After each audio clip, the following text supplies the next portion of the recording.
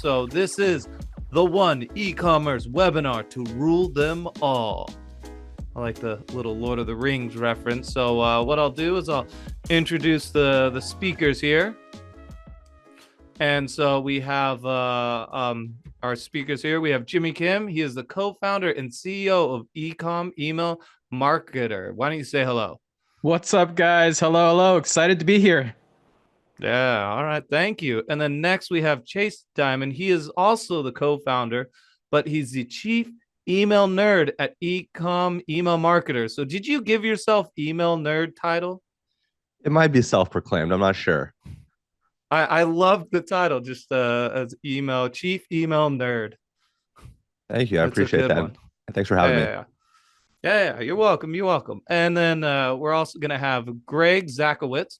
He's the senior e-commerce expert at Omnisend. Why don't you say hello to everyone? Welcome, everyone. Happy to be here. All right. And then we have our last person, Bernard Meyer, and he's the senior director of comms and creative at Omnisend. Hello, everyone. Excited to be here and to share some great email marketing knowledge. Yeah, so let's talk a little bit about the agenda for today. What are we talking about? So it's going to be divided into three parts. So the first one is the state of e-commerce. It'll be a brutal, honest review of the 2024 trends and numbers served up by Greg Zakowicz.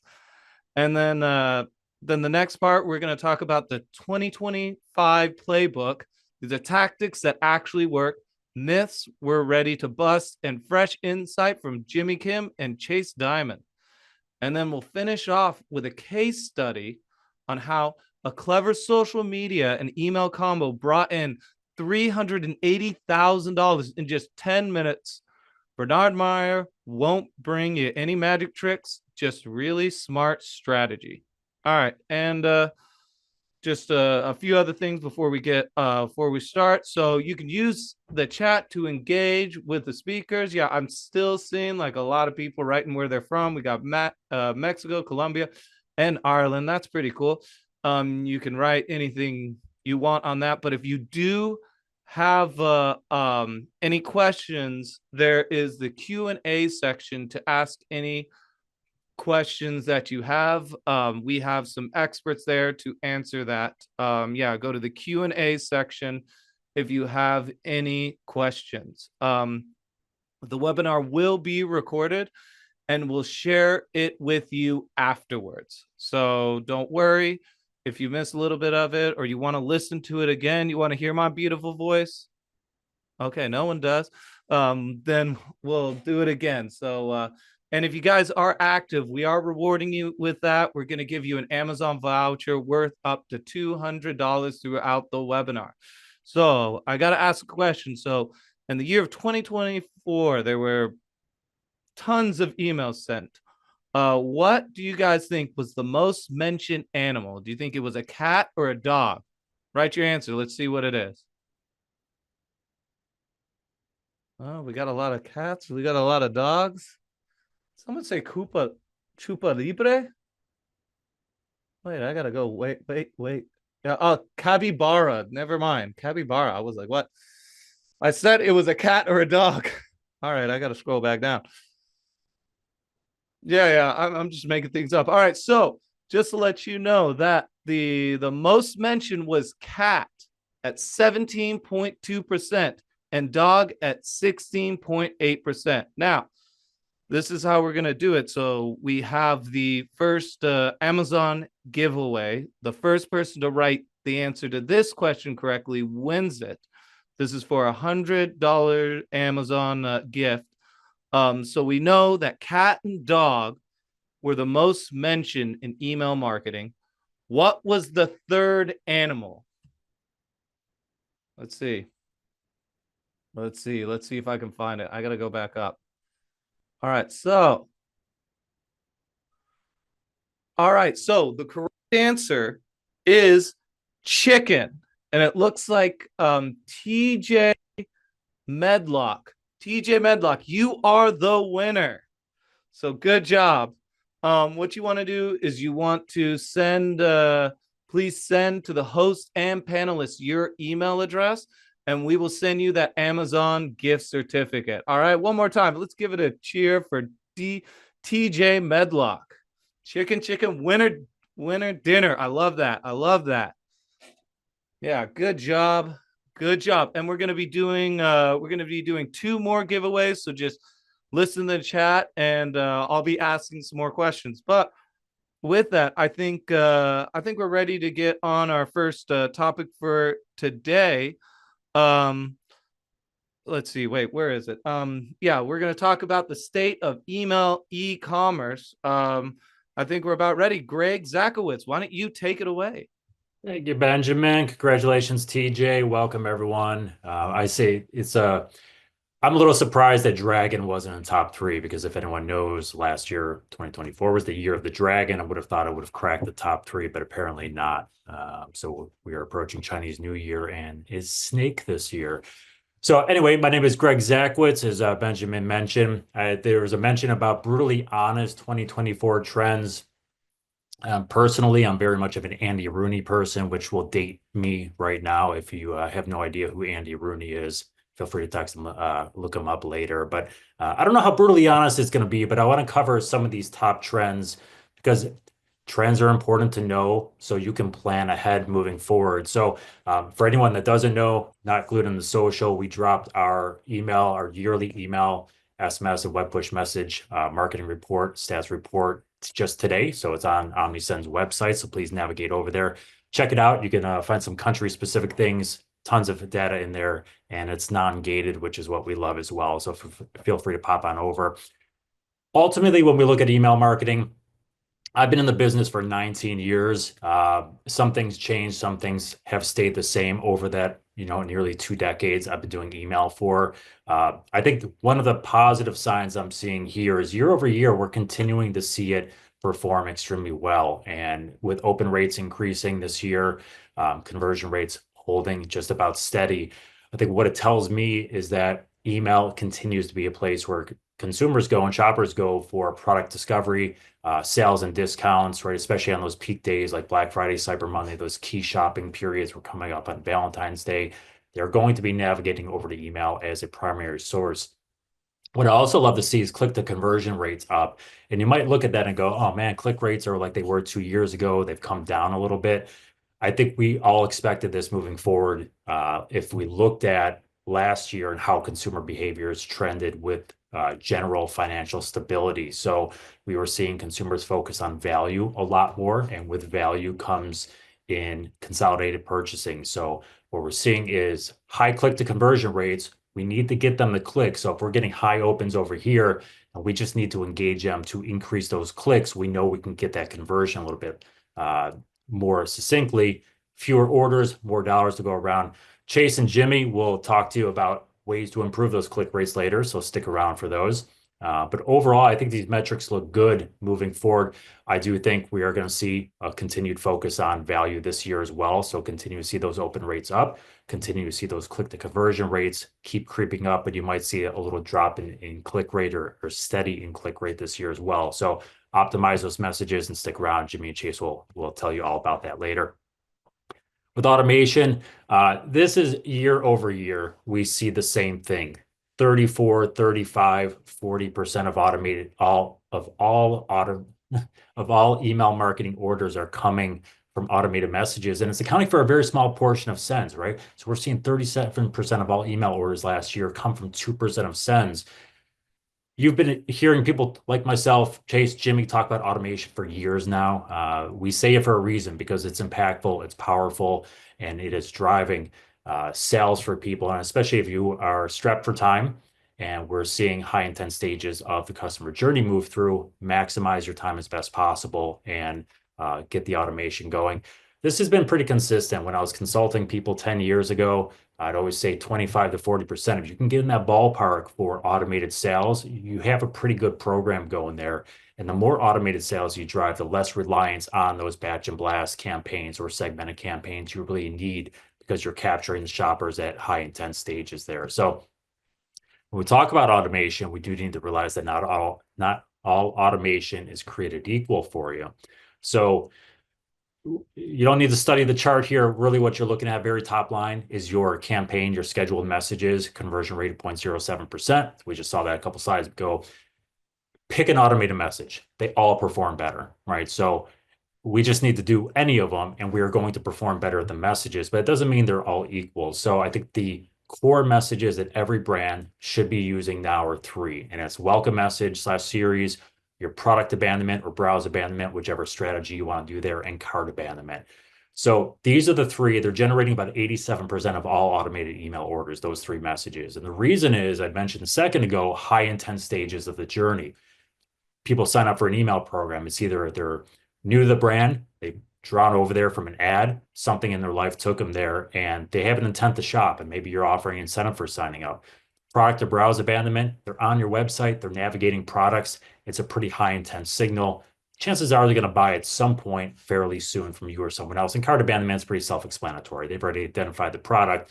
Now they're either abandoning because they'll convert it later, they're waiting to see if you send them a discount, or their comparison shopping. So those are the three you want to stick with. I saw a message in the chat here, back in stock. Yeah, we saw the same thing last year, really high conversion rates. The reality is we send fewer back in stocks than the other ones as far as the sheer number of messages. Fewer brands do it, but this is something where if you have the ability, and you could do that with Omnisend forms and just embed them very easily on your Shopify store. But if you have the ability to send back in stock ones, I would do it. If you don't have the ability to do it, or you're not willing to do it, what you could do is borrow that content and use it for your campaign messages. So if you have back in stock products coming in, just send a campaign message to your customers, right? Use that terminology in your subject lines and capitalize upon the value on there. But takeaway here is automated messages, use them. Talk about Black Friday, Cyber Monday, the entire shopping season, which is now really extended almost 3 full months, kind of kicking off the second week of October here. Black Friday week, right? We went from Black Friday to like 2 days before, and then it was Cyber Monday, and then it was like, Cyber 5. And then a few years ago, I've been talking about Cyber 10 a lot, which incorporates Black Friday week. And now it's just permanent. It's a week-long event. We saw from an Omnisend perspective, 20% plus more orders on the Sunday before Black Friday year over year. We saw the same thing with sends on SMS, as you can see from that Sunday before. So people are shopping and starting their sales that Sunday before. I think it's a new normal we just need to adapt to. We're seeing, as I mentioned before, this is value-driven and consolidated purchasing. Fewer total orders, but the AOV of those orders, especially during the Black Friday, Cyber Monday time, is creeping up. That will obviously fluctuate throughout the course of the year. There's going to be times where the AOV is a little bit lower, but during the shopping season, fewer orders looking for value, maximizing those purchases. And that's why it's important to have a really dedicated strategy moving on. Automated messages, same thing. We're just seeing consistent value there.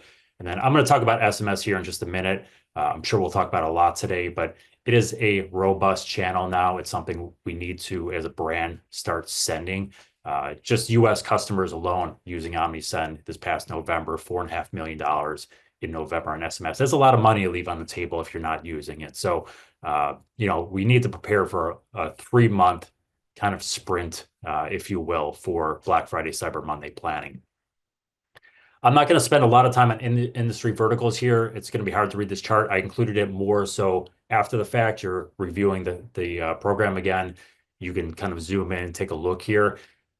Industry verticals, they're a nice benchmark. It's not a Holden fact. Say, hey, XYZ industry has a 28% open rate. I've got a 22% open rate. What's wrong with me? Or I'm killing the industry average. You don't know how other people treat their email list. They could be setting to unengaged people. They could be highly segmented. It skews those numbers. What I included it here for is it's always good to look at different industries that are outperforming what you're seeing as a whole. Sign up for some of those email programs and figure out what they're doing, beg, borrow, and steal from their email content, and apply whatever you can to your own email content and see if you can capitalize upon some of that. So a lot of people get pigeonholed, they get blinded, tunnel vision. They say, okay, I'm in fashion apparel. I'm only signing up for my competitors and other fashion apparel and see what they're doing, when you could have people doing, cannabis or gummies or whatever it is. There's a lot of, there's a lot of influence that goes into those campaigns as well that you can put into your own as well. So let's shift to SMS a little bit. Everyone likes to text. I like to say texting text. So we continue to see this as a growing channel. Last year or 2 years ago, almost 60% more email SMS sends. It's a good day to hold a webinar when you can't talk. 60% more sends 2 years ago. We saw that number 33% last year. It's a channel that consumers are adopting more and more. I mean, SMS is just a ubiquitous channel now. Everyone uses it everyday life. It is just commonplace, especially in the United States from a marketing perspective.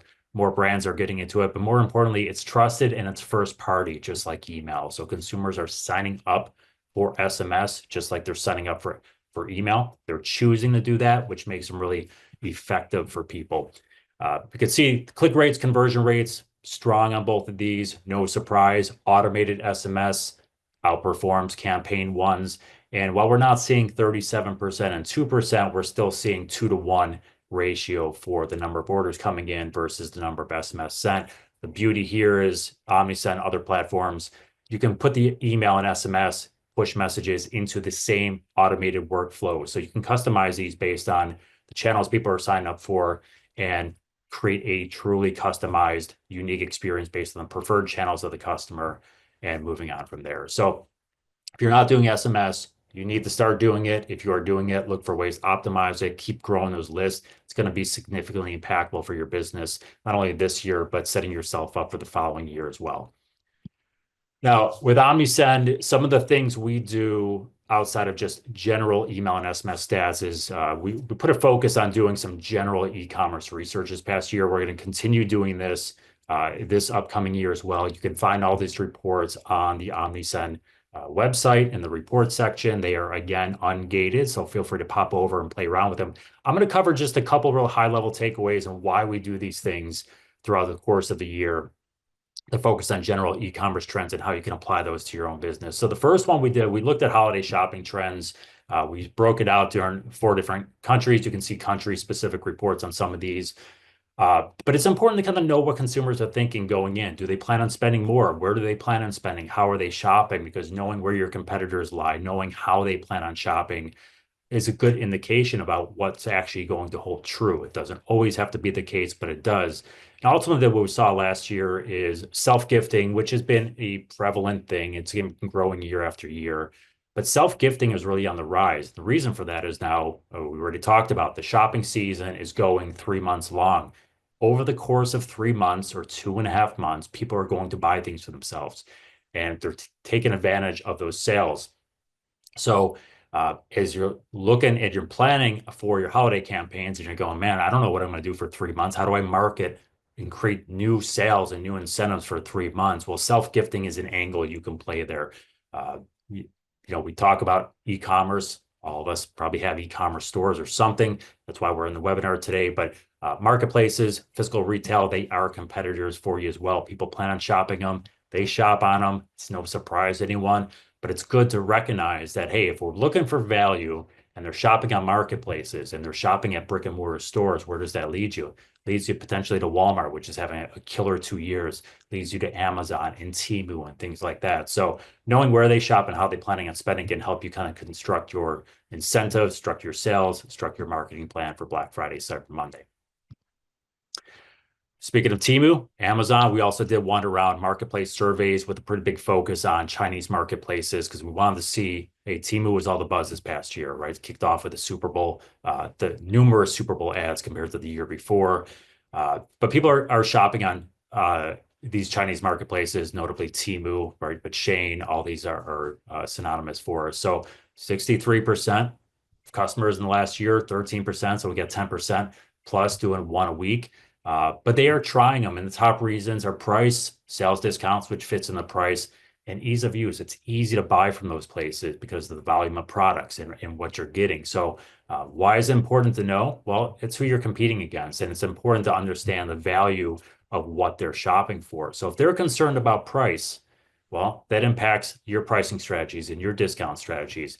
They're concerned about product quality. Well, that impacts a value add you can promote if you have better quality products, right? You want to promote those in your messages and things like that. So, Amazon, it is what it is. People trust them. They get them. Temu, they trust them less, but they're still shopping from there. So it's important to kind of know what they're offering, what people like and don't like about them, and reinforce the things you can compete against them with in your messaging. So if you go to the report section, I've got two just snapshots here. So Americans, Brits, but we've got this broken down in 4 different countries and specific reports as well. So you can see what people in your locality prefer, like, and dislike about these.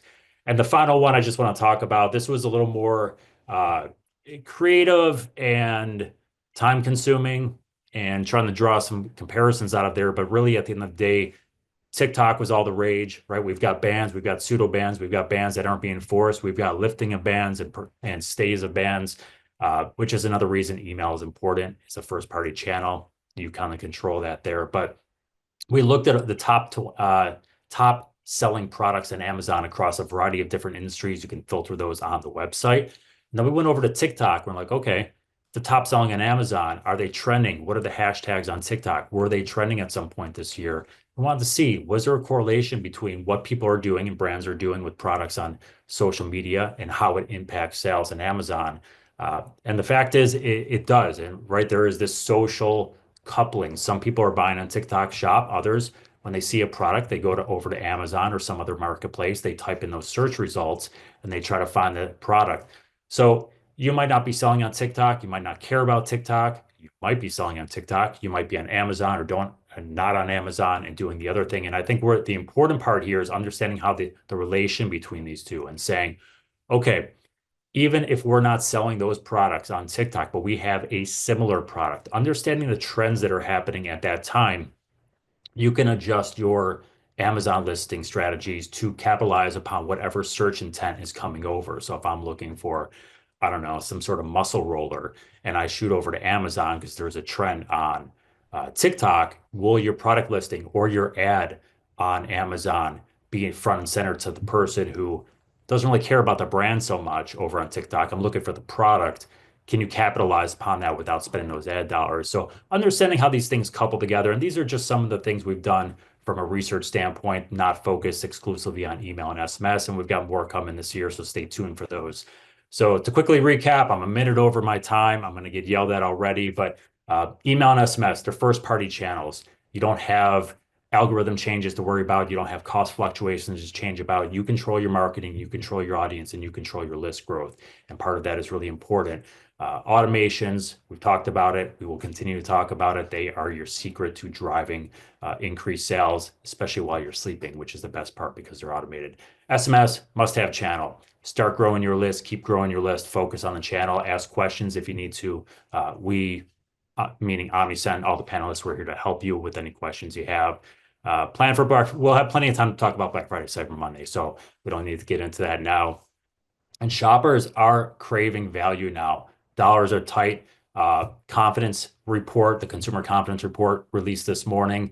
People are not confident, right? Government policies matter with these things, and we are in a very big transition period right now, at least in the United States, but we have impact on the global economy. So where does that leave us? Shoppers are looking for the value, so we need to find ways to reinforce that value every place we can. The consumers, email, website, SMS, these are great places to do that. So with that being said, I'm going to kick it over. I don't know if it's back to you, Benjamin, or to Jimmy and Chase, but I'm going to stop sharing so we can keep this train rolling along.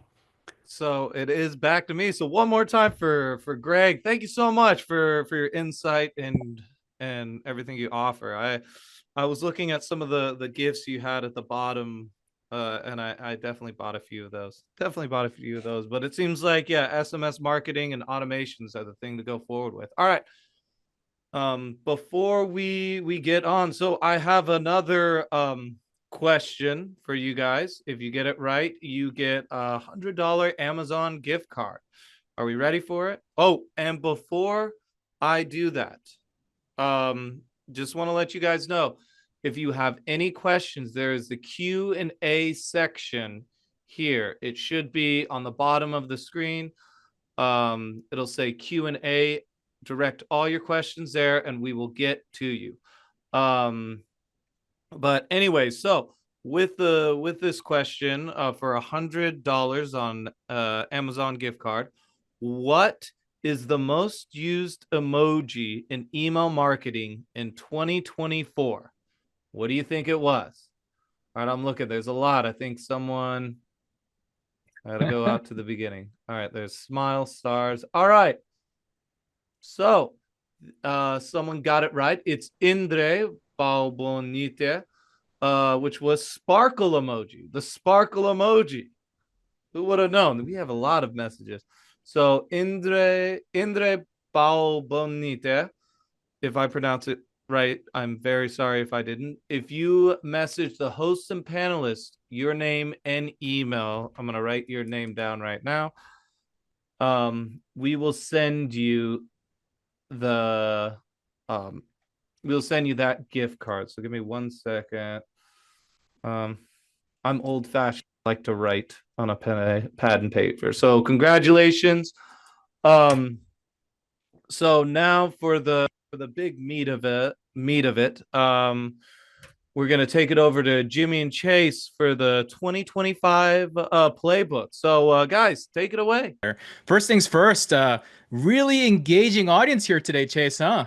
Yeah, I've seen some crazy chats. This is next level insane. So thank you guys I all for love showing it. up. And I want you guys to get showing out. fired up and keep that thing up because it's a lot of fun and it's energy for us as we're going through it. And we'll try to keep up along the way and see if we spot anything. And the team will let us know if we see anything. But with that, let's get started here. This is the 2025 playbook, tactics that actually work, myths we're ready to bust, and fresh insights. So you ready to get started, Chase? Yeah, let's do it. All right, cool. Well, first things first, if you don't know who we are, I wanted to do a quick introduction to both of us and make sure that we do this. So first of all, my name is Jimmy Kim. I've been in email marketing for 17 years. I started back in 2008, learning the power of email and how important it is. And I've seen this evolution continue to go on. I used to be a brand owner. So I used to own a brand, a men's streetwear clothing brand. And eventually I turned into a SaaS founder. And where you can find me today, I'm on social media. I'm a podcast host to multiple podcasts, one with Chase here called Send It, another one called Awesome Pod. I'm an email and SMS expert, and I even own an event called the Commerce Roundtable. A lot more on that later on. Chase, you want to introduce yourself? Yeah, so I know they were kind of making fun of me in the beginning. I'm the email marketing nerd. I'm not sure. I can't remember if I made that up or if someone told me that, but I'm going to rep it. I'm a partner at an agency that does e-commerce email marketing. I was recently named as the #1 influencer to follow by Shopify, which was pretty cool. And I built a couple agencies, had an e-com brand, did a SaaS thing in the past, and really just excited to be here today. Yeah, absolutely, Chase. Well, let's get into this thing. Here is our playbook here today. Here's our agenda. We're going to go through these 6 different topics. So first things first, I know Greg covered the state of email on the Omnisend side. We're going to talk about it as a overall atmosphere of what we're seeing in the current state of email marketing. We're going to jump into audience management. I know that sounds a little boring sometimes, but it's no longer optional anymore. So we've got to talk about it. We're going to talk about deliverability mastery. This is probably a word and topic that's probably become more and more relevant in your lives, especially with the Yahoo Google changes. We're going to dive into that and talk about what you should be thinking about. We're going to go into planning. How should you be planning for 2025 and what should you be thinking about? We're going to talk about metrics beyond the click and open. So stay tuned for that. That's going to be really exciting. And then we're going to wrap this up with our rapid fire of our top 10 action items for your 2025 playbook as we get going. Chase, you ready to get started? Yep, let's run it. All right, cool. Well, let's start off with the current state of email marketing. Chase, off to you, man. Cool. So one of the big things that we noticed last year was basically decreasing wallet. So basically the amount of money that people have to spend was decreasing. So we saw a 12% AOV drop. So AOV stands for average order value. So the amount that people spent each time they went to purchase at an online store was 12% less in 2024 than the year prior. And this was across, all the industries that we looked at and studied. It wasn't a specific industry necessarily. And what we noticed is there was a lot of discounting, right? Either A, discounting because people had less money to spend, or B, people just had a lot of inventory that they needed to, push. And we saw that there was a lot of kind of uncertainty in the economy and other types of things that led to a little bit more reserved kind of wallet share. People were spending on more essentials than kind of some everyday necessary type of things versus specifically kind of more of the wants. I guess essentially what I'm saying is people spent more on their needs than their wants more than ever kind of this past year. Yeah, and there were critical market shifts that occurred this year too. I think this was something huge. A lot of you guys on this call experienced a lot of it, but first things first, privacy changes and the impact of tracking definitely occurred. I know this is a sensitive topic that's becoming more and more relevant across as we look across not only Europe and Asia, but also the United States. There's more and more laws that are coming into effect every day and every year. And I think we're going to continue to see that trend. In fact, iOS 18 launched, and I think this is another one, right? We already saw the changes of iOS 15 where the open rate had become more and more irrelevant. But on iOS 18, we continue to see these changes from priority inboxes to the play of, AI intelligence and all the different things that are coming out behind that.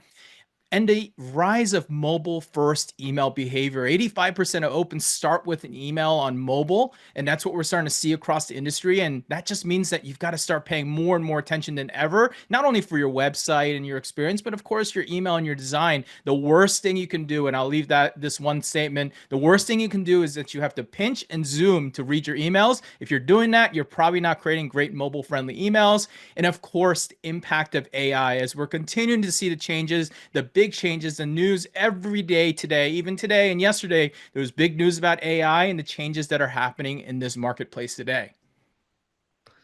Yeah, and with that, not only is the market changing in terms of kind of some of the tech and privacy and whatnot, but so is consumer behavior and kind of the attention evolution, right? So it's no surprise every year you hear that attention spans are shortening. With the kind of the rise and takeoff of TikTok, everyone is just focused on shorter, videos. They want to have more entertainment, more excitement, and shorter instant gratification bursts, right? Like, we're all basically goldfish at this point, I think is the joke.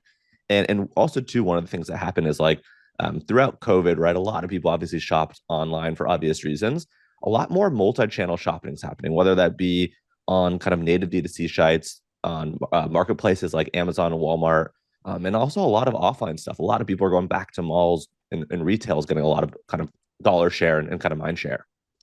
And then with that too, one big thing that we noticed more so this past year than ever was customers being a lot more price sensitive. And it makes sense versus just being brand loyal. I think for a long time, people had really strong brand affinity and brand loyalty, where you name a brand that you love, you bought from them regardless of kind of the price. You bought all their new drops.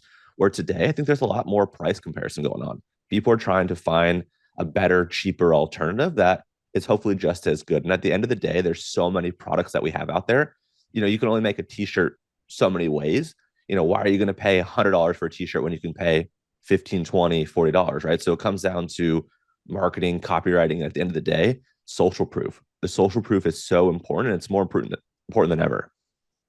Yeah, no doubt about that. And that leads us to the next part of this agenda, which is about talking about audience management. I think this is really interesting because we wrote that it's no longer optional. So let us explain and tell you what we're thinking, what we're seeing, what we're learning in this market. So let's start with a couple email marketing myths. The first myth we have is more emails equals more unsubscribes. Chase, what do you think about that? Yeah, look, I think if you are just sending a ton of emails and you're not having any attention to segmentation and personalization and relevance, I think that myth is actually true. However, if you follow best practices, if you're focused on segmentation, if you're focused on adding value, if you're focused on sending relevant emails, more emails will be more money and not necessarily more unsubs, right? Sure, maybe you might get slightly more, but you're actually going to make a lot more money and drive a lot more engagement and stay top of mind a lot better. So sending more emails the right way actually is a good thing. And getting a few unsubs isn't the end of the world. And with that, right, like you want to focus on your list hygiene. So you want to make sure that you are cleaning your list, and you are paying attention to the decay and attrition that's going to happen, right? Emails are going to change. People are going to have different preferences and whatnot. So when you are sending more emails, just be very wary of kind of some of those types of things and making sure that you are segmenting and cleaning your list. So that way your deliverability and other things stay strong. Yeah, and list hygiene has been one of those topics that have been talked about a lot over the years, but it hasn't really truly been super important. And every year it gets more and more important. But I think what we're seeing more and more this year is the fact that you've got to be doing list cleaning and list hygiene and different things. And you should have inside of your ESP, especially if you're using Omnisend, ability to go clean your list and be able to clean up the people who are engaging and use segmentation to do that. In fact, myth number 2 is even bigger, and this is where we're going to drive into, but one size fits all. Chase, thoughts? Yeah, and that exactly goes hand in hand with what we're saying before. So when you are sending more emails, you especially want to pay attention to this. So it's not just batch and blast. It's kind of crazy now we're in 2025 that like we have to be saying this. Jimmy and I look at, hundreds and hundreds of different, brands on a quarterly basis. And so many are just batching and blasting. I'm not sure if it's they're lazy or there's a lack of knowledge or awareness, or I don't know what the issue is. But you want to keep in mind that 80% of your campaign-based sales will come from your current customers, not your prospects, right? And that's like just goes to show you like the value of a customer. A loyal customer is equal to 5+ times a non-customer or just a single time customer. So really making sure that when you are sending campaigns, that you have intention behind it. I want to send this new product drop to specifically my VIP segment to let them feel special, right? I might have a different special offer for non-buyers that have gone through X, Y, and Z automations and campaigns, right? So really focusing on being specific and leveraging segmentation beyond just kind of predefined fixed rules. Everyone goes, oh, it's my 30-day engaged or my 90-day engaged, and they just stick to that. Think about people beyond just that, right? And we're going to talk about that actually in a second, but focus on segments beyond just kind of the cookie cutter standard ones that most people are doing.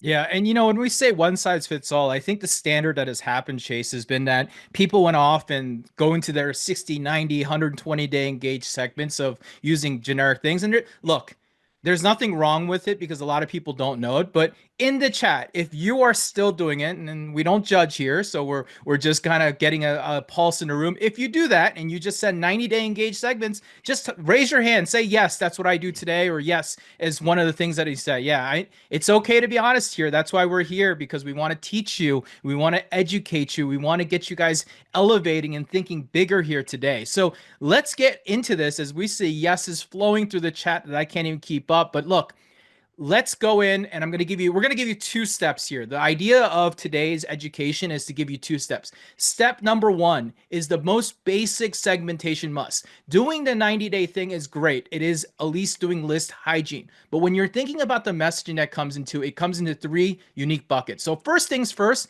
is your prospects. All right. The people who have never purchased, the people who have shown up for your pop-ups, the people who have subscribed to your newsletter, the people who have abandoned your carts, the things that people have done but have not made the purchase, that is your prospect bucket. And I call this very important because if you understand that these people have never made a purchase, you should be treating them very different. Your only goal and your intention for a prospect is what?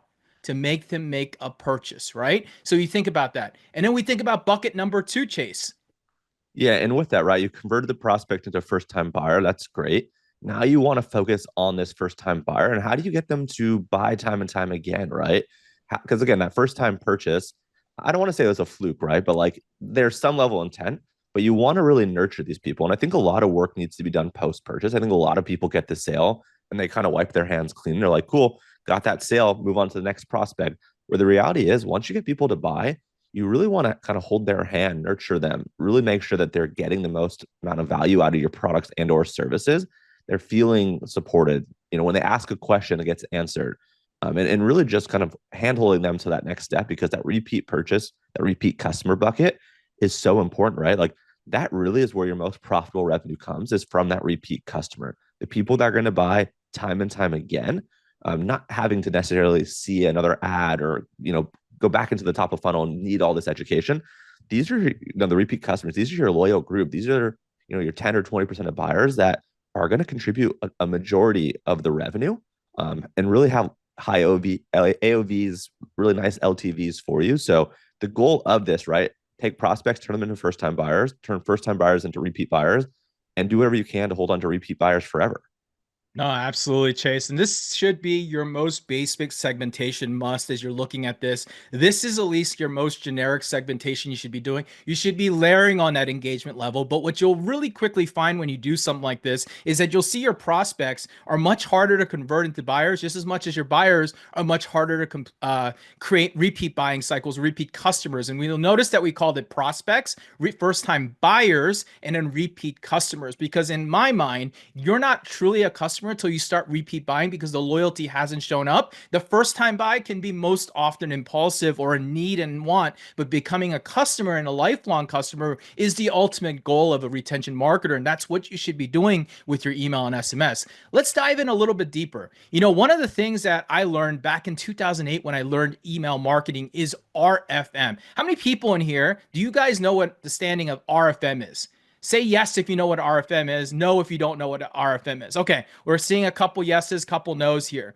All right, great. Well, this is the reality of things. You know, when segmentation and platforms like Omnisend or any other platform out there was created, one of the powers beyond using like a basic tool like MailChimp in the past has been the power of segmentation. And the reality of RFM was really to automate what that was doing in the past. All right, so let's talk about what RFM is. So RFM means three things. R, recency, the last interaction. That means your last engagement, your last open, your last click, your last website visits, or last purchase date, right? Then you've got frequency, which is the group of the people who have purchased or the frequency of their visits. And then that leads to your monetary value, how much they've spent, how much they're worth ultimately. And that ultimately drives into these 11 segments that I've gotten on the right-hand side. So you'll notice this, which is really interesting. Pretending this is all your list here on the right side, as you can look at this chart, you can see there's 11 segments that appear within your audience every day. And actually, Omnisend has a great tool. If you look over into their audience section, you can actually break down what that kind of looks like right inside of your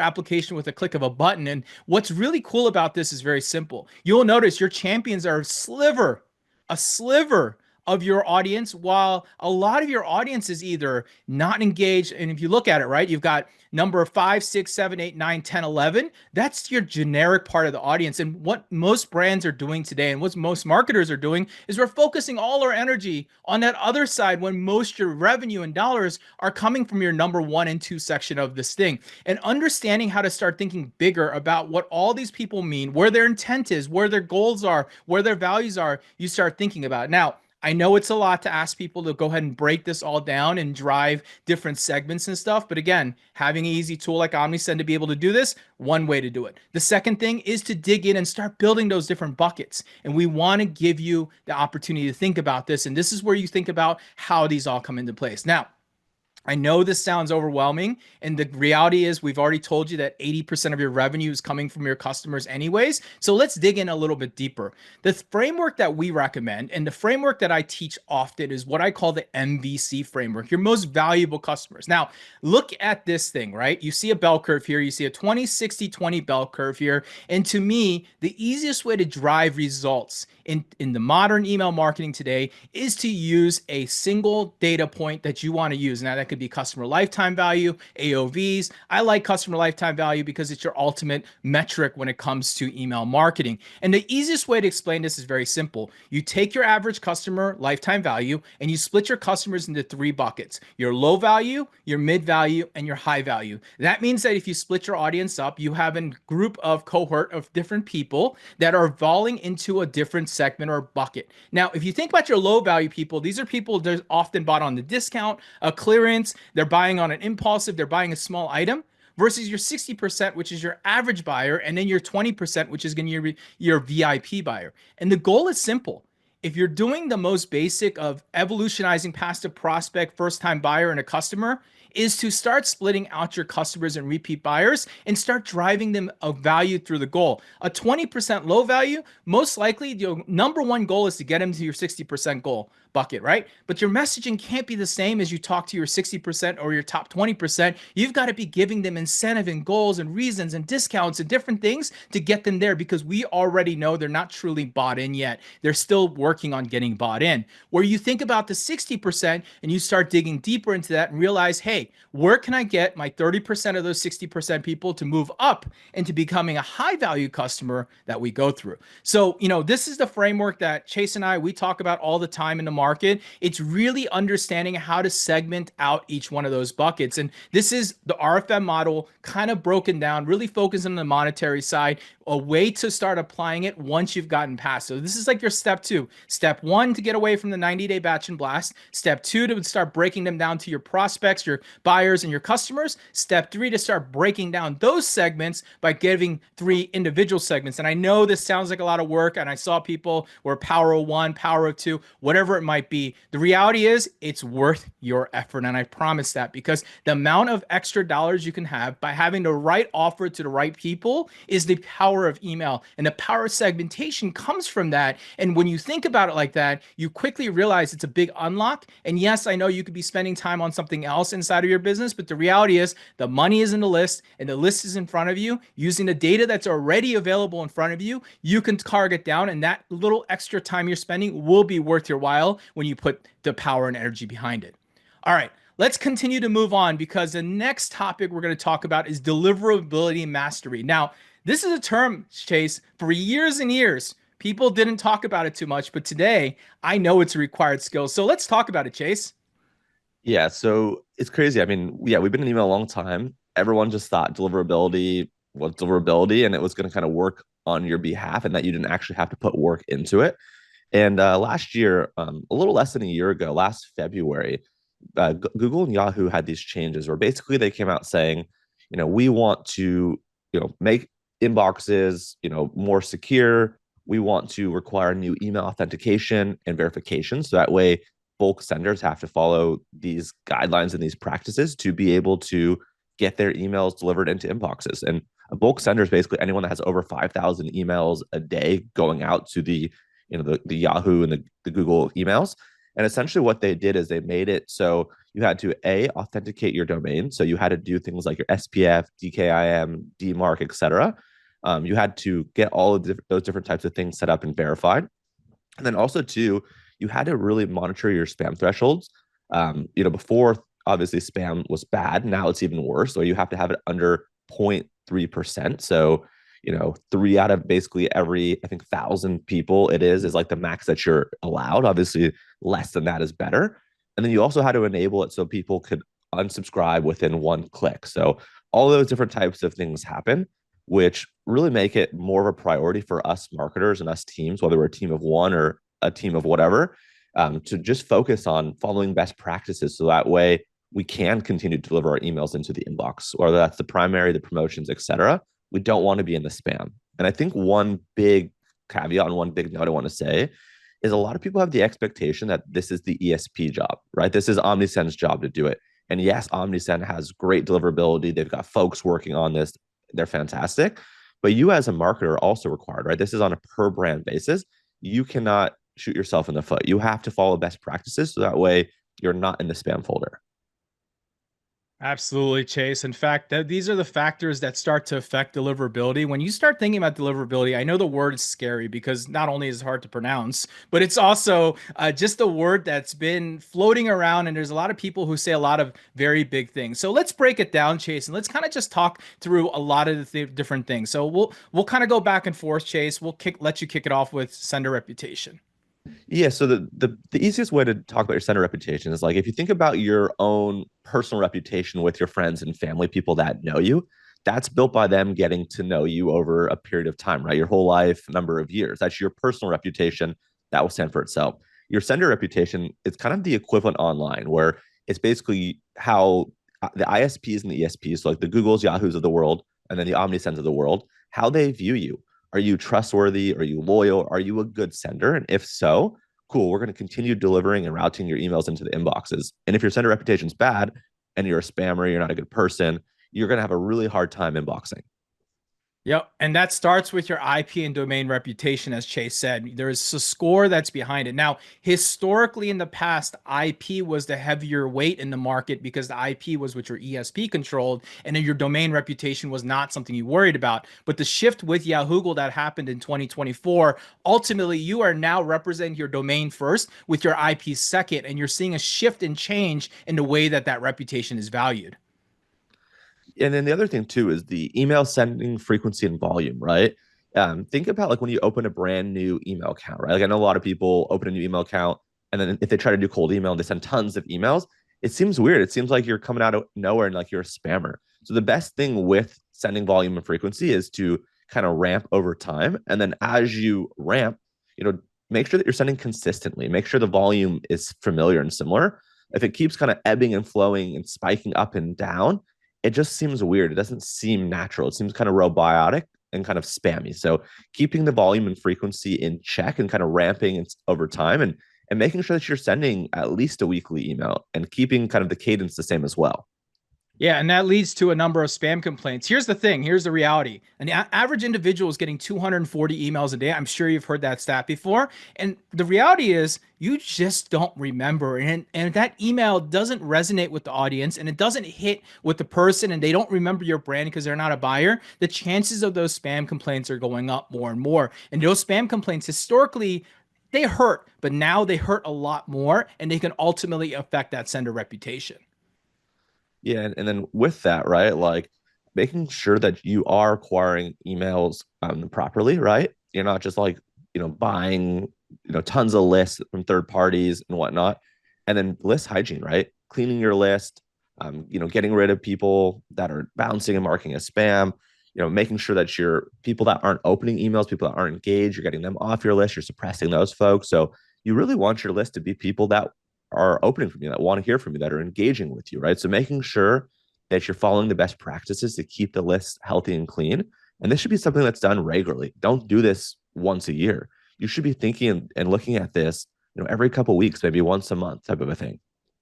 And then you look at the recipient's engagement level. And I'm not talking about opens. If you look at Google's documentation, even, they do not track open rates. Open rates are a vanity metric. If you guys know how an open rate works, I don't know how many people here may or may not know how open rates work, but open rates are like a tiny little invisible pixel that sits on the bottom of your email. And all it does is if someone opens the email and that image loads, it fires off what we call an open rate, which is something that Google doesn't care about, for example. What they do care about is what you're clicking, how long you're reading for, if you're forwarding it to a friend, what you're doing with that email, such as archive, delete, report spam. All of these are the recipient's engagement levels and how these things are being measured. Yeah, and then the last one for me is kind of the subject line and relevant with the content, right? So don't send clickbait subject lines just to get the opens if the content doesn't anywhere meet or match kind of the expectation.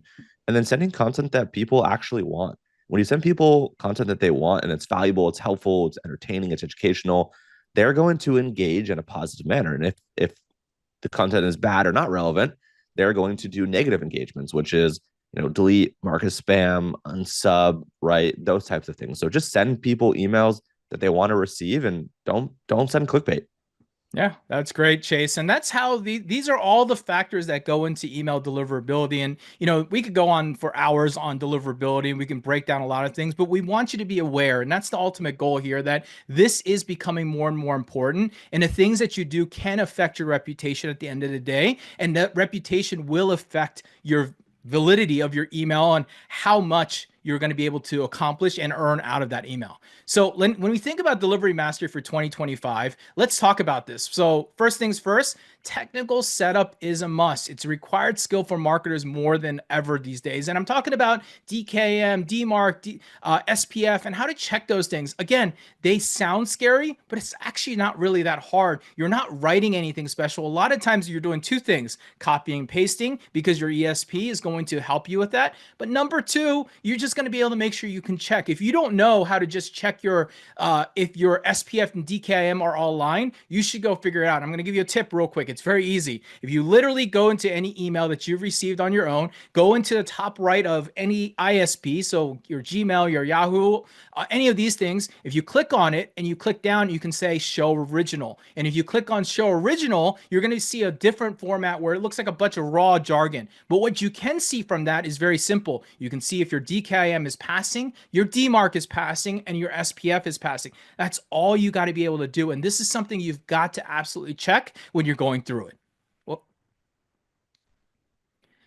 Secondly, when you think about TLD specific approaches, one of the things that people are not doing enough today as you're thinking about your delivery mastery is very much going down to your TLD. TLD stands for top level domains, your Gmails, your Yahoos, your AOLs, your Outlooks, your Apple Mails.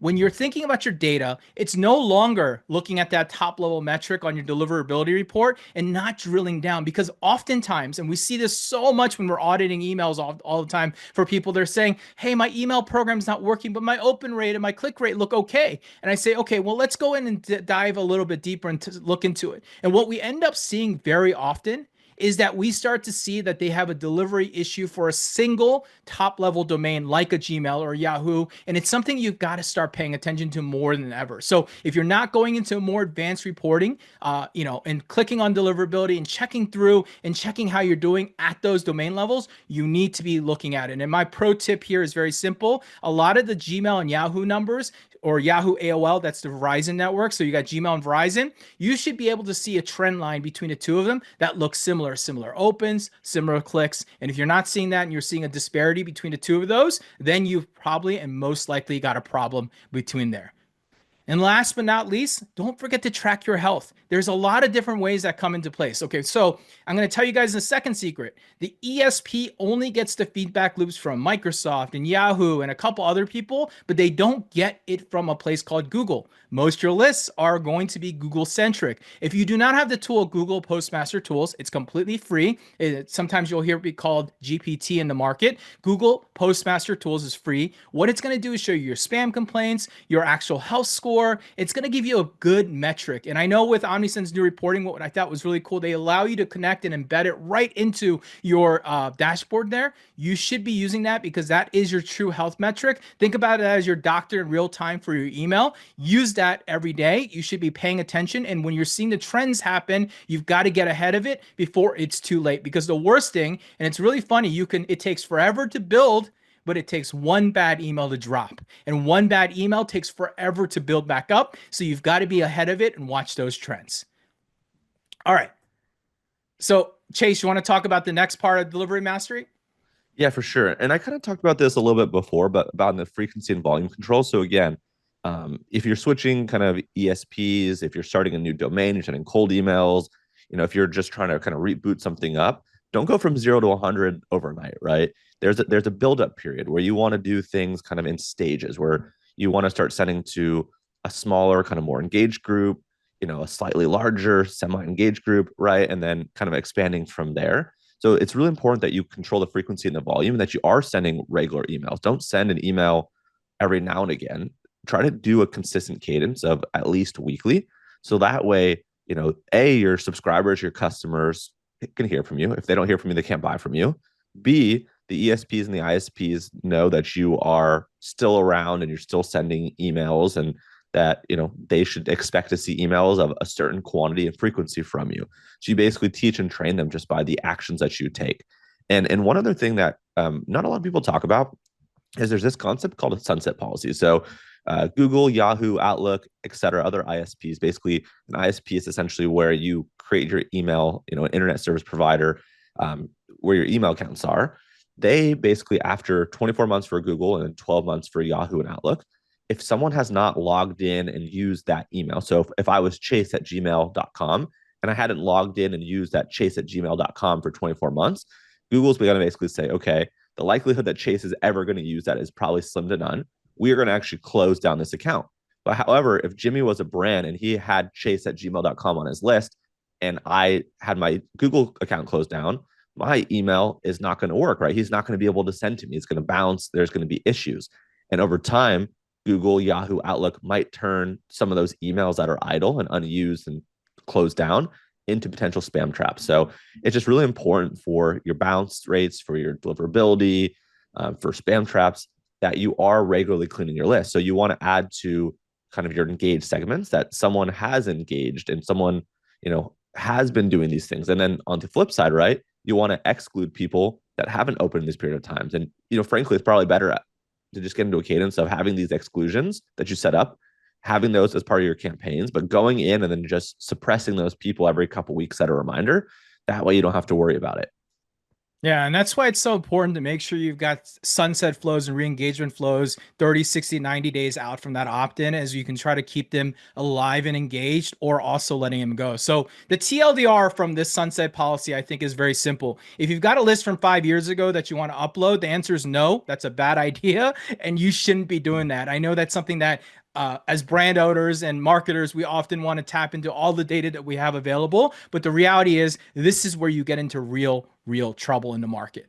All right, let's talk about strategic planning for Chase. I know we've got a lot of exciting things to go through, but let's go through some planning here, and let's kick it off with some planning that we should be thinking about as everyone does. So first things first, the evolution of email marketer to retention marketer. I think this has been a big thing that we're starting to see in this market. So let's break this down.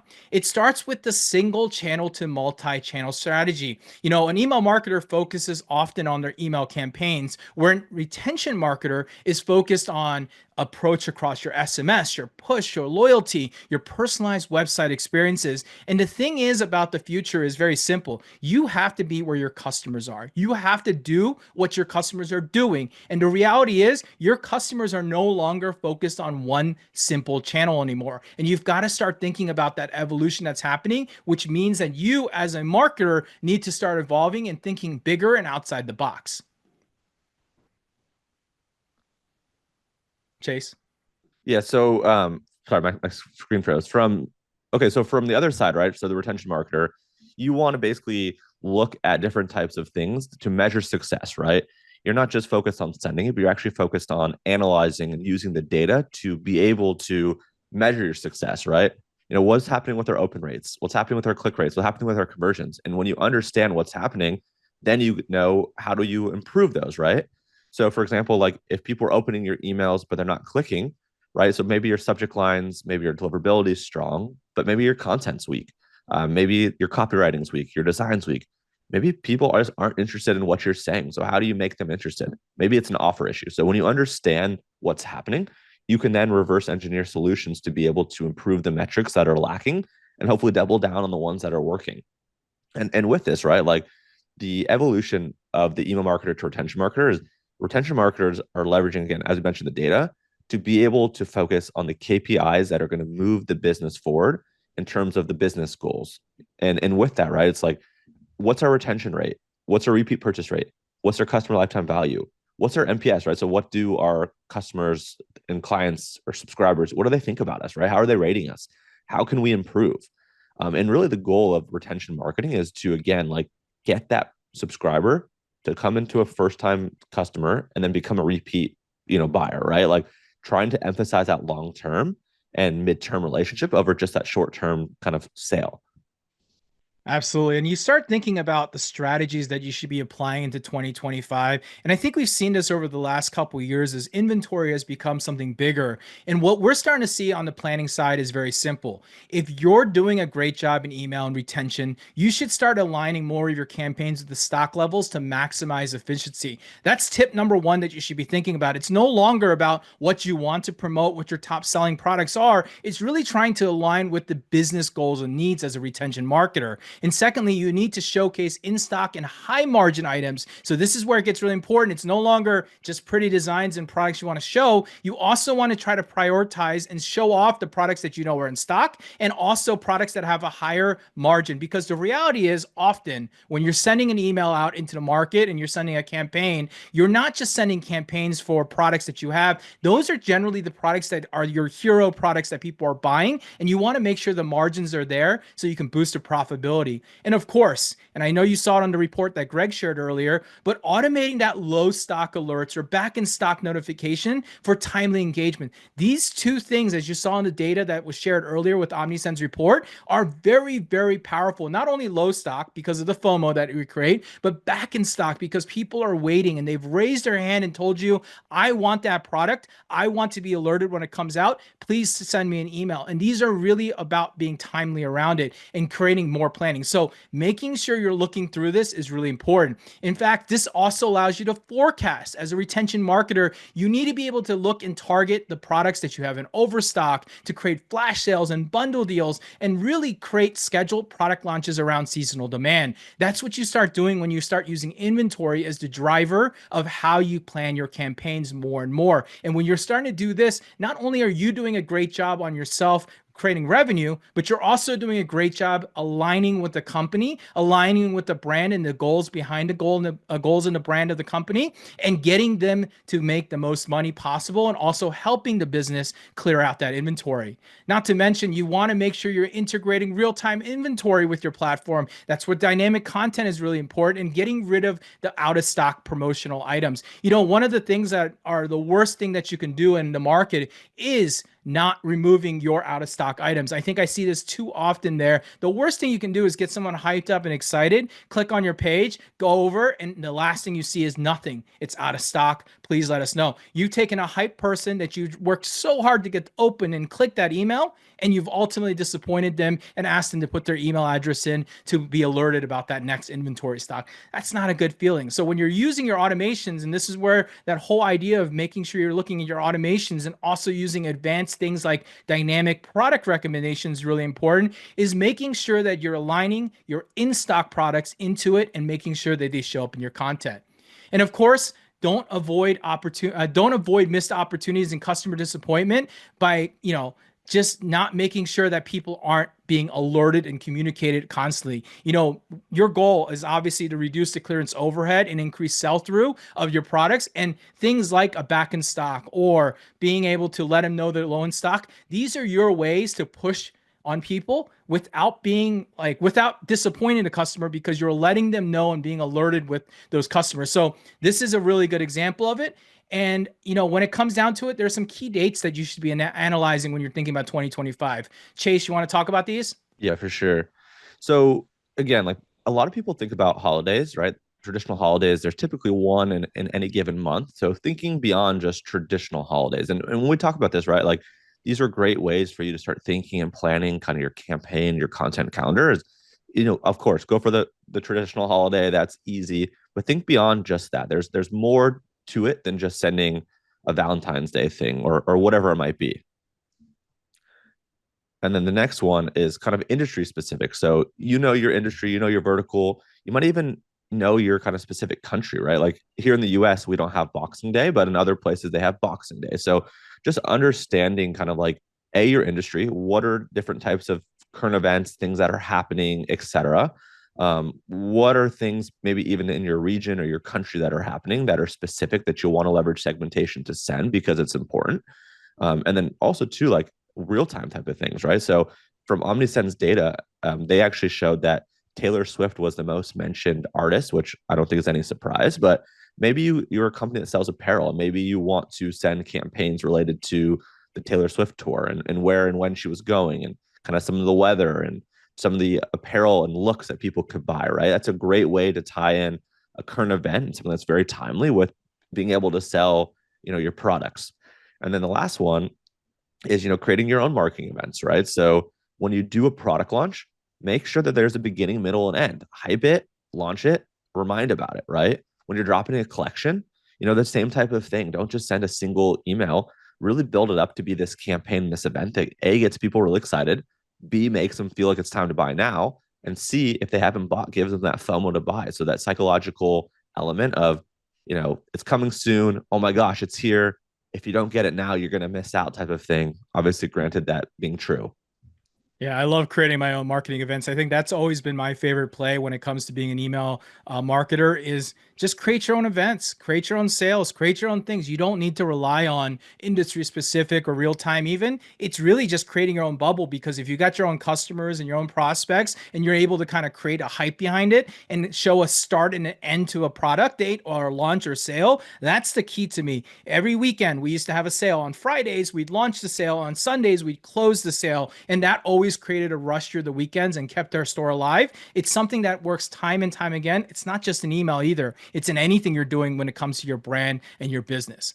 All right, let's continue going on and let's continue to nerd out here, Chase. Let's talk about metrics beyond the click and open, because I know that historically people talk about the click rate and the open rate as the ones that we go through. So, Chase, I'll let you kick it off with the first of the 2025 metrics to watch. For sure.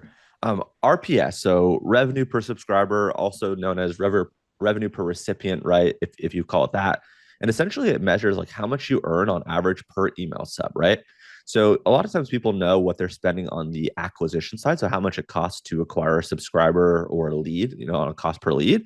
It's also important to understand like how much revenue you're actually driving via email or SMS or push for each of those people that are on your respective lists. And the way that you grab this, right, is essentially the total revenue divided by the number of subscribers, right? And you can even do revenue per recipient. And then I guess that would essentially be like on a campaign basis where maybe you're not sending to the entire list of subs, but you're breaking it down to maybe if your list is 10,000, maybe you're sending it to 5,000, right? So breaking it down kind of on a per campaign basis to understanding how much revenue it drove per person that received it. And with this, like, I think it's common sense, but essentially here, like we're trying to understand like how efficient and effective is our email marketing channel. And if it's converting and performing well, that then will allow you to go spend more money on top of the funnel, right? The Facebook ads, the Google ads, influencer partnerships to bring in more subscribers, bring in more customers, because you know that your email channel can actually engage and convert them. And you're going to want to compare this across segments, right? So your VIPs versus new subs versus first-time customers, etc., you're going to probably see drastically different revenue per subscriber, revenue per recipients. And, you really want to focus on this, again, to justify, how you're performing, where you need to improve. And then once you get it dialed in, it's go time. Just go add fuel to the fire and go add kind of money top of the funnel to just drive more people into the equation. And then kind of one last thing to kind of round this out is like, for example, so if you did $50,000 this month in email revenue and you have 5,000 kind of active subs, your revenue per subscriber will be $10, right? And it's good to look at this kind of monthly and quarterly to see how things are moving. We mentioned in 2024 in the beginning that AOV was down 12%, right? Are you being affected by this on a monthly, quarterly basis? Are you level? Are you up? Just understanding kind of where you're at to where the industry is at is really important. And then kind of lastly here is basically, I would recommend diving into high and low spenders. So, high spenders, right? Like high OAV, high lifetime values, and then low spenders, and watch how things change. The content, again, should be different. So you're going to want to make sure that you're monitoring these types of things to understand how it's performing. And then with this, right, like look at it in terms of the welcome series, your re-engagement flows, your loyalty flows, etc. All right. And, one of the metrics that is the second metric that we talk about 2025 and which you've got to start paying attention is no longer just your click rate. Oftentimes the click rate is the number of emails you sent to the people you've clicked.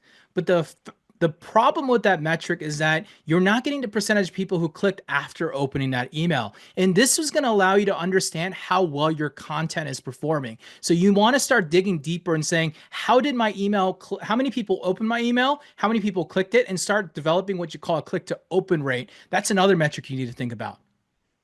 The next metric you should be thinking about, this is also another key one that people don't think often enough, is the ratio of people who are unsubscribing to taking the key action. Now, what I'm talking about is very simple. How many people are opening your email and the only click they're doing is going down to the unsubscribe or the manage profile button and trying to unsubscribe, meaning that it's an unwanted email. It's going to tell you how your content is hitting and how frequent it's driving people away, especially from a critical interaction point. So this is like the math down how you create that percentage. You want to start measuring that and start trend lining this as a metric that you should be thinking about.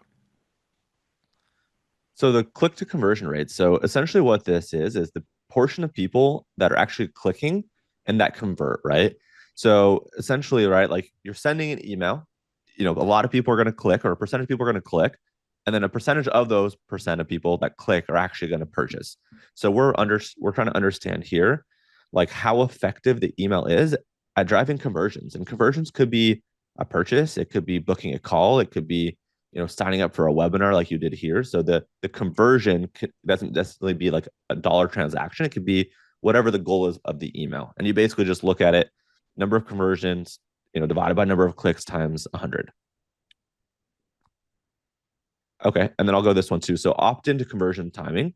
So this essentially basically is measuring the average time from when a subscriber opts in. So they join your list, they join your newsletter, right? They're typically entering their email into some kind of pop-up or form, etc., to when they actually make their first purchase or complete a conversion goal. So, in the case of an e-commerce company, right? Someone joined today on the 28th of January. How long is it going to take for them to make that purchase on average, right? Are they going to buy today and they're eager to buy, and they're just waiting for you to send them the email with the discount code? Is it going to take them a week? Is it going to take them longer? And this is going to allow you to understand, how effective is your kind of pop-up offer? How effective is your welcome series for non-buyers? How effective is kind of some of the initial campaigns that you're sending to drive these engagement and sales? And think about it this way, like when most people join a list or when most people kind of check you out, the beginning is the most exciting. It's just like when you're dating someone, you're kind of in that honeymoon phase. So you want everything to be as front loaded as possible and to try and get someone to buy. And then obviously holding their hand, nurturing them through post purchase types of things.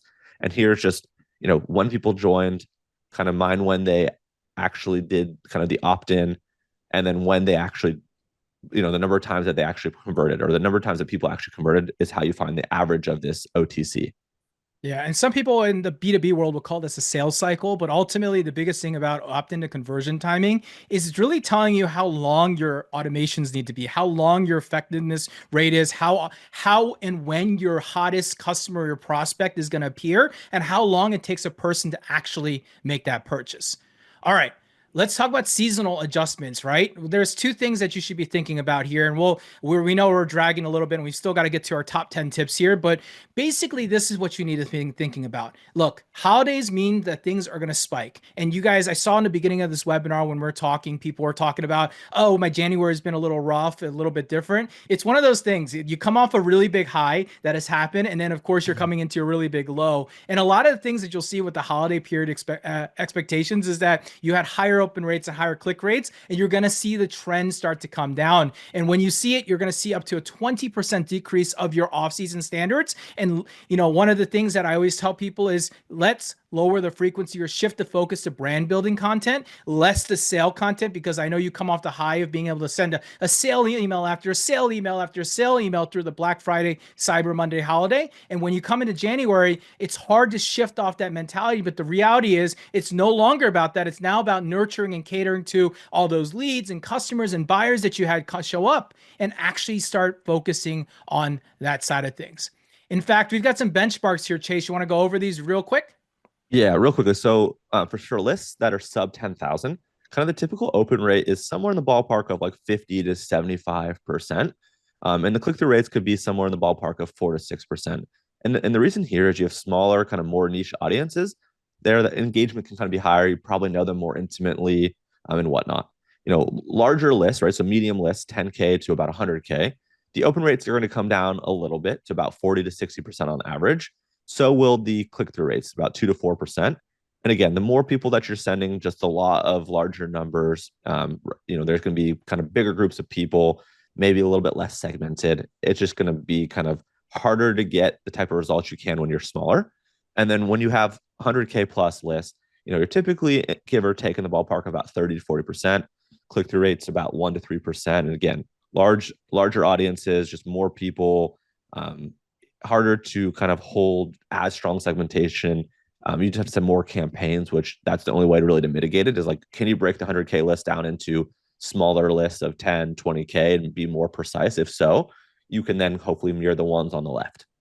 Yeah, and look, open rates aren't very perfect these days, but they are still showing a good trend line. And that's what you've got to remember about open rates. Though they might not be perfectly spot on to the actual number, what it is giving you is a trend line. And it's giving you a data point that you can at least kind of focus on. How is my hygiene doing? Are my rates staying consistent? Because if you see a big drop, that usually points out to a deliverability issue that might have occurred.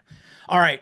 Let's wrap this thing up, Chase. We've got 10 action items for your 2025 playbook. We'll rapid fire back and forth between the two of us. Let's start with number one. My number one thing is to plan by quarter to quarter. setting goals and sticking with them, ultimately breaking your annual objectives into manageable quarterly targets. Very, very important this year as you're thinking about it, and making sure you align that team focus and resources for optimal execution. You want to do regular check-ins and adjust strategies to maintain minimum momentum. It's too hard to forecast the entire year out, especially when you're in this role in retention. What you've got to be doing is really starting to break it down by quarter and start breaking down to them. All right, so number 2 is really focusing on the TLD for your deliverability and analysis. So essentially, right, like the top level domains, the Googles, the Yahoos, the AOLs, monitoring those, seeing where you're trending well and seeing where there's issues. When you have issues, you're gonna want to isolate the issue. So if you're having issues with Yahoo, isolate the Yahoo, focus on being kind of more exclusive, come back to a tighter segment of maybe just a 30-day engaged there, really rebuild your reputation. That way you can focus on each kind of individual ISP to make sure that you are inboxing and delivering emails. But again, Gmail, Google, it's going to be the most important for B2C, but it is important to make sure that you do have good and strong deliverability across the other ones as well. And I think I jumped the gun on you, Chase, but let's go to number 3 and I'll let you kind of talk about this one. Cool. So number 3, so 30-day automation cycle review. So you basically, again, you don't want to just set and forget your automations. Automations are going to punch above their weight. They're going to drive a lot of revenue and a lot of engagement. Way too many times do we hear people saying, oh, I haven't thought about my flows or updated or edited my flows in months or years, right? So making sure that you have a reminder or some kind of cadence of checking ongoing. So let's call it every 30 days to see how are they performing. What A/B test could we be running? How could we increase the personalization? How could we improve the performance? And just updating and broken links, old offers. So just keeping track of all these different types of automations that are happening, because they're very easy to forget and you don't want to do that. Number 4, you want to start establishing higher frequency segmentation, creating segmentation on real-time user behaviors, and testing and refining those strategies to maximize for your cohorts. Basically, start figuring your 2060, 20 or 2060 reactivation, as you can see here, and start really understanding how to leverage those segmentations and making the communication align to where they are in their customer journey. And that's really ultimately a lot to go back to that MVC framework that I talked about. Start using more of that, because it's going to start giving you an established goal to go after and how to communicate with them to get the best response.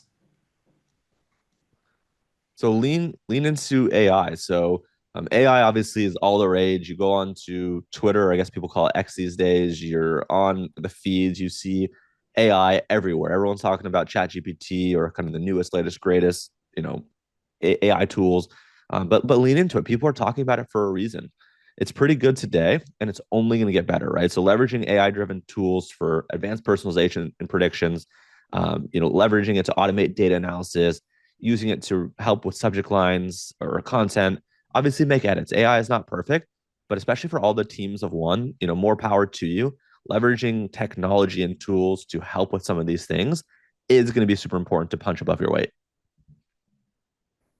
First-party data strategies. I think this is becoming more and more important, making sure you're focusing on collecting as much data as you can from the customer. First-party data really means that the customer is providing that data, and making sure you're using those preferences for more targeted campaigns and building. And all that really ultimately does is it builds trust. The transparency of that data usage and how your privacy policy and how you're doing and what you're doing with that data, it's only going to make it a better connection. Customers don't mind giving you data. They want to have relevant and personalized emails more than ever these days. So make sure you're collecting that and make sure you're thinking about that along the way. And even if it creates just a little bit more friction along the way, it's okay, because you're getting a better intent customer today. Yeah, and then the other thing is, like, with automations and flows, however people call them, action-based automation. So you want to have kind of each step of the customer journey mapped out, and you want to serve people content where they are. So meet them where they are. So people opt in, write the welcome series, and if they view a product, they don't do anything else, the browse abandonment, and then the abandoned cart, the abandoned checkout, the post-purchase stuff. So really making sure that you have these kind of relevant, timely triggers in place with communications at each step. This is why automations perform so well. This is why so few automations were sent, but they perform so well, is because people have taken an action and they're going to want to receive content. And when they receive content that's relevant to where they're at, they are more likely than not going to make a purchase because they're already giving you the indications and the actions that they are primed to buy. So when you use kind of this behavioral data to predict the intent, you can reduce cart abandonment and you can ultimately drive more engagement, more revenue. So automations, I think if there was any takeaways from today, this is probably it. Focus on automations. Yep. And as I mentioned, make sure you're developing an inventory first calendar. When you're thinking about a plan around product availability and replenishment cycles. Look, we all know we're forecasting your brand is buying inventory 3, 6, 9, 12 months ahead of time. You should know what's coming and you need to align with that side of things and making sure that you're using different tactics, sales, discounts, different behavior to get really focused on those slow moving and overstock items to help the business move forward. And make sure you're syncing those with seasonal trends and inventory for turnover goals. Basically, how do we get this sold out? How do we make it move forward? And how do we help the business do better? Because that's ultimately just going to make you better. And it's also going to keep the viability of the business continuing to move forward. And then my last one is getting advanced with metrics. So diving really deep into CLV, so customer lifetime value and purchase behavior, understanding like what is a customer worth to you? How do customers often buy? Are there seasons? Are there seasonal things? Are there patterns? Are there offers? Are there certain emails that you can kind of reuse and kind of replug, et cetera? Understanding attribution to refine specific things. So different channels have different attribution, making sure that that is something that's realistic, et cetera. And then again, opens and clicks are obviously important benchmarks, but focusing above and beyond that, focusing on things that actually drive the revenue, repeat purchase rates, et cetera, is super important. And Omnisend obviously has some really cool stuff with that. And last but not least, and we are continuing to reiterate this, think cross-channel, integrating your email, your SMS, your push notifications, your social media, and your paid media to really tie everything together and create consistent messaging to enhance the customer experience across those platforms. And then you can take all that unified data and really drive a cohesive brand presence. The last thing you want to do is send an email about this thing and send an SMS about something else. You really want to drive that experience where people are feeling like you're in that. Remember, a direct-to-consumer or e-commerce business often doesn't have the real-time connection. You're not seeing the person and experiencing that person. So your goal is to drive as better of the experience as you can, so you can get the person to feel like they're in that experience. And I know it's hard to understand and something that a lot of people are working towards, but continuing to think about it and continue to use that approach in your mind is probably one of the biggest tips we can give you for 2025. With that, as we wrap this thing up real quick, we have two little quick announcements to share as we're wrapping, and we'll give it back to Bernard here. But one of the things we do is, if you enjoyed a lot of the content that we're doing and the sharing we're doing here today, we've got a little bit of not a webinar, our live event called Commerce Roundtable Miami. It's in Florida. You can learn and network with 240 direct-to-consumer founders, marketers, and operators, including the Omnisend team. I heard Rytis, the CEO and founder of Omnisend, will be on stage with us. So we're really excited about that. Wanted to share that with commerceroundtable.com. Coupon code Omnisend for $100 off your ticket today. So go check that thing out.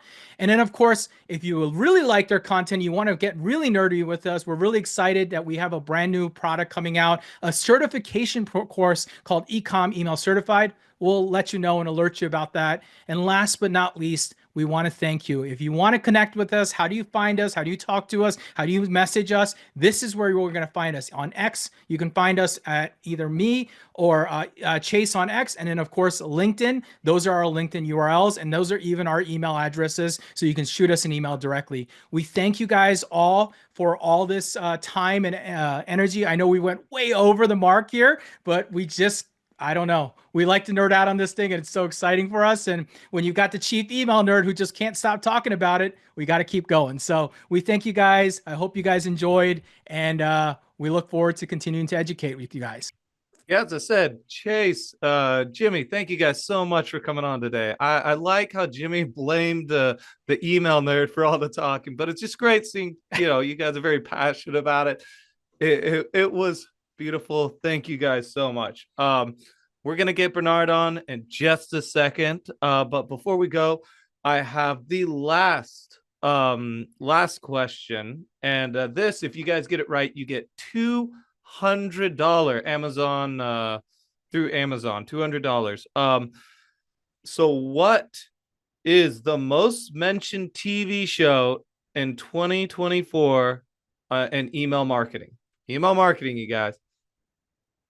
See if we're gonna get it. I don't see it.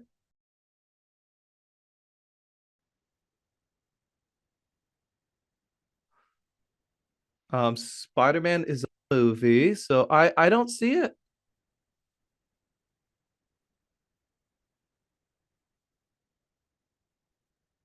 Oh, wait, we got it. We got it. Someone did it. All right, so it is all right, so the winner is Maria Miller. The most mentioned TV show of 2024 was The Bear with 36.4%. Then it was The House of Dragon, 31.1%. And then Bridgerton, if I pronounce that correct, 23.1%. So Maria Miller, congratulations. Send the hosts and panelists a message, and we'll send you we'll send you that 200 Amazon gift card. Now let's just get to our last speaker. Let's see. He's going to do a case study how a clever social media email combo brought in $380,000 in just 10 minutes. All right. Take it away, Bernard. All right, thanks a lot, Ben, and thanks a lot for Jim and Chase. As you mentioned, when you get a bunch of email geeks together, they are going to be able to talk to you about this stuff for hours. So I will try to get through this in about 10 to 15 minutes. So yeah, how to combine social media and email marketing to make $380,000 in just 10 minutes. It sounds like clickbait. I promise you it is not. I will deliver on my promise. Yeah, so my name is Bernard Meyer, Senior Director of Communications and Creative here at Omnisend. Of course, we help online businesses sell their products by using email and SMS. And today I want to talk about TikTok and email marketing. That is a social media platform. A few weeks ago, I was telling the guys, Greg, Jimmy, and Chase, that I don't know if I'm going to be able to deliver this because I wasn't sure that we would still have TikTok in the US. Luckily, we got an extension. But there's no reason why this shouldn't work on another social media platform like Instagram or any of your favorite choices. Okay, so this one is going to be pretty tactical. I'm not going to go through too much concept. I'm just going to go through how they use this one exactly so you can even be inspired by it or even try to use it for your own store. Okay, so this one was popularized by a German agency called Invisible Brands. Okay, and they have a lot of clients, but for the ones that use this the best, they are fashion streetwear clients. The strategy that they're using is the limited drop early access model. Okay, I'm going to go through that in a little bit. So what they use for lead generation, social media ads, and then within Omnisend, they use some sign-up forms and email campaigns and automations. Structurally, it is a very straightforward model, but it delivered a lot of great value for them. All right, so let's look first at the definition of a limited drop model. Okay, limited drop model is based on three key things. It's a new collection launch with first one, it's a limited supply, and it has a limited buying window. And often these collections will not be restocked. Okay, that's like the triple limited in the limited drop model. Okay, so these three restrictions actually hit on three psychological triggers, which I think is one of the reasons why it works so well. All right, so the first one, when we're talking about a limited supply, we're talking about scarcity. When you know that there's only 200 or 300 of these hoodies or pairs of shoes or jeans, you are very motivated to buy it sooner rather than later. But they add another layer of trigger there, and that's called urgency, limited buying window. If you know that you have 3 or 4 hours to buy this collection or buy these products, you are even more motivated. But they don't stop there. For the third restriction, they add another one, which is called FOMO. If you do not buy these ones within the limited time, and all your friends have it and everyone else has it, and you don't have it, you're gonna feel bad. Okay, so they're using these three psychological triggers with these three restrictions to get people to buy a lot of products in a very, very short amount of time, 10 minutes, like I promised. All right, but the model that we're looking at today is actually not the limited drop model, it's the limited drop early access model. So they're adding another layer here. So the purpose of the early access model is they want to sell these limited products to early access customers before it's available to the public. Okay, so there is a time and a date for when this sale goes live to the general population, to the general public. And their aim is to sell this to to a small segment of early access customers, so that by the time it's available to the public, most of the products have already been sold. Okay, so let's go into how this strategy works. All right, so there are three simple steps in the strategy. Okay, the first one that we mentioned is the TikTok ad. So you're just using TikTok as a lead gen and you're trying to bring in traffic to the landing page. Okay, that's the first step. The second step is the landing page. That's for them hosted on Omnisend. And the purpose of the landing page, it's extremely straightforward. You want to collect subscribers and you want to tag them. Okay, so you want to tag the early access customers with a special tag so you can send them personalized segmented email. And of course, because they're coming from TikTok, the landing page has to be mobile optimized. It needs to look great on the phone. And lastly, you're sending email campaigns to remind them of the sale and then sell it to them when the early access drop opens up. All right, so we're going to go now straight into how it's done. So the first brand I want to look at for which this one worked, it was for a Black Friday campaign. Okay, so Black Friday, popular time for selling things. The public drop here opened up on November 22nd at 8 p.m. Okay, so that means before 8 p.m., the public was not able to buy these items. Only at 8 p.m. were they able to do that. Okay, and that's November 22nd. But that's a public drop. As I mentioned, this campaign, this model succeeds by selling most of the items in the early access or drop. So before this one goes live to the public, they should have already sold out most of their items. All right, so let's look at how they did that. So the first one is the TikTok ad. Okay, so essentially just this is the products that they're selling, some sort of hoodies or puffers. The ad ran for about 1 week from November 14th to 20th. And the ad offer is pretty sexy, right? 75% off, a 30-day return. And of course, they get a special access code. Again, this is the special access code that allows them to access the website before it goes live to the public.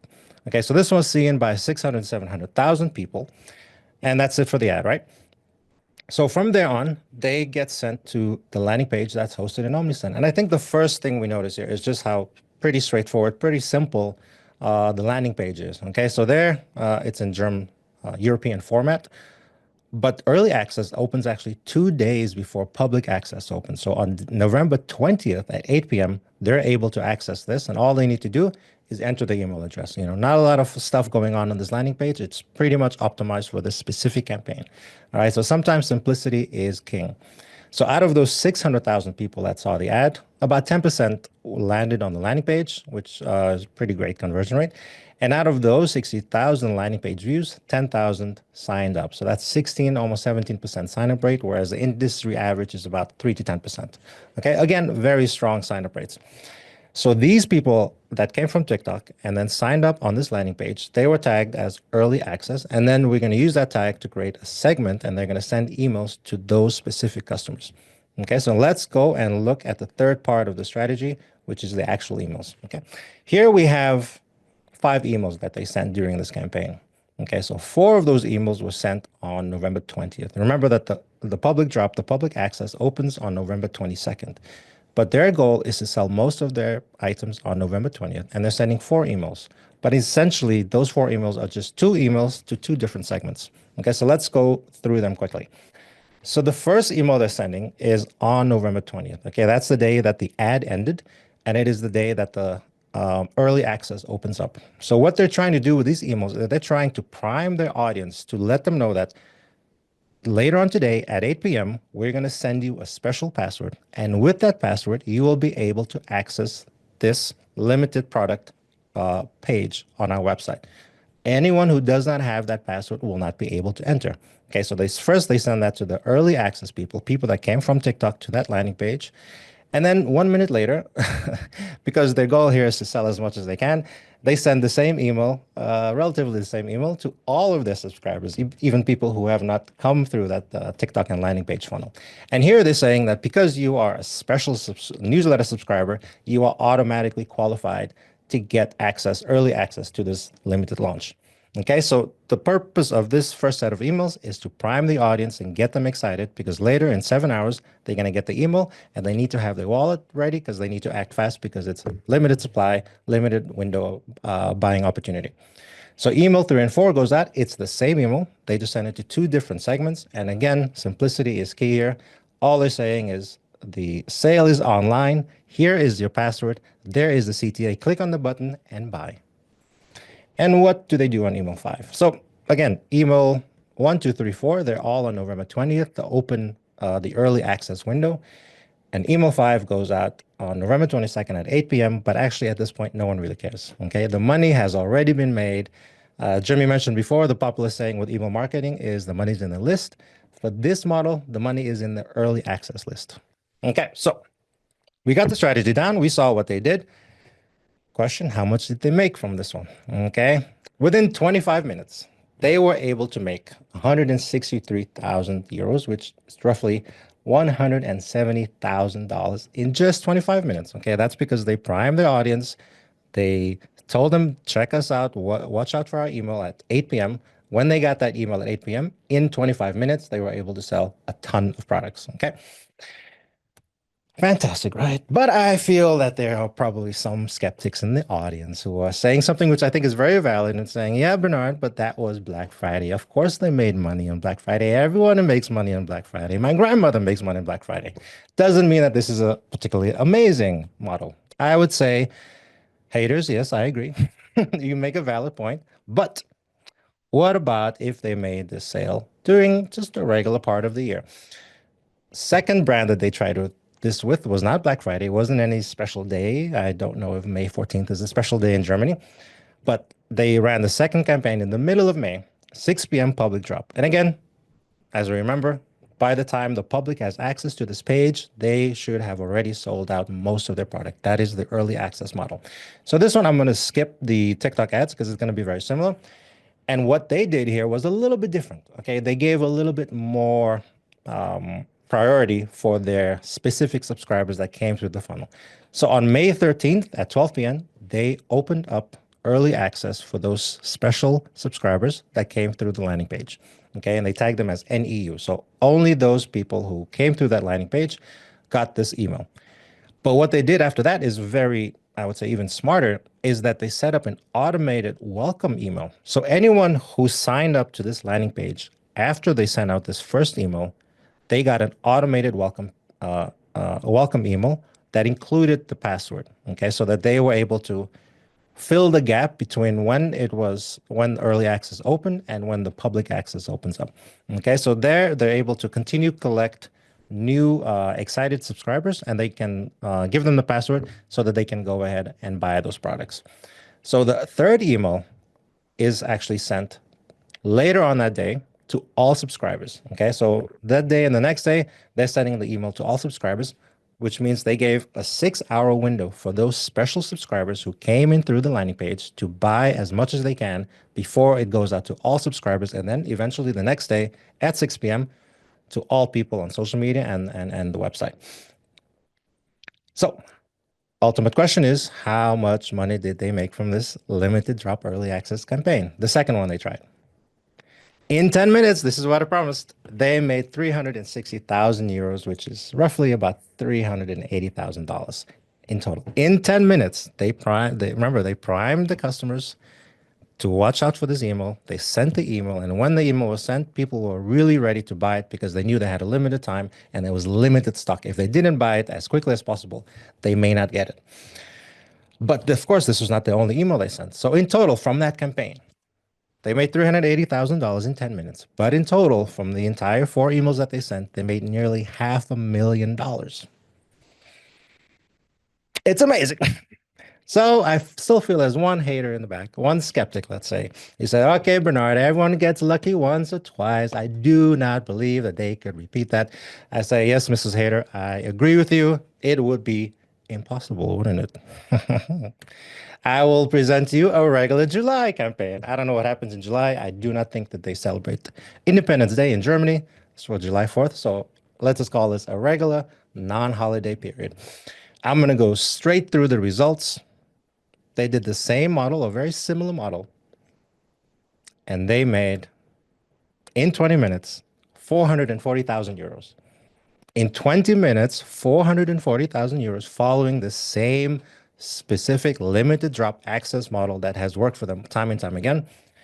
In total, for that entire campaign, they made $570,000.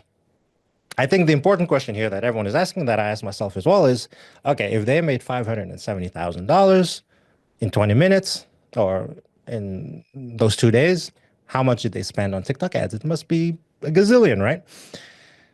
Actually, because of this model, I don't know what exactly it is about them. For all three campaigns, they spent just $12,000 in TikTok ads, $4,000 per campaign. $4,000 in TikTok ad spend gave them $580,000 in revenue. That's amazing. All right. So, important question: can I adopt this for my store? There's a big asterisk there, and that's the usual marketing one, which means it all depends. But this one, you have to understand that this is a lot of things have to align in order for you to try this, and this is coming directly from the agency. So the first thing is you have to plan it like a pro. You have to set up your products for this specific model. Okay. What he mentioned, what the agency mentioned, is that you need to have your products set up in such a way that you are launching something new every 12 weeks.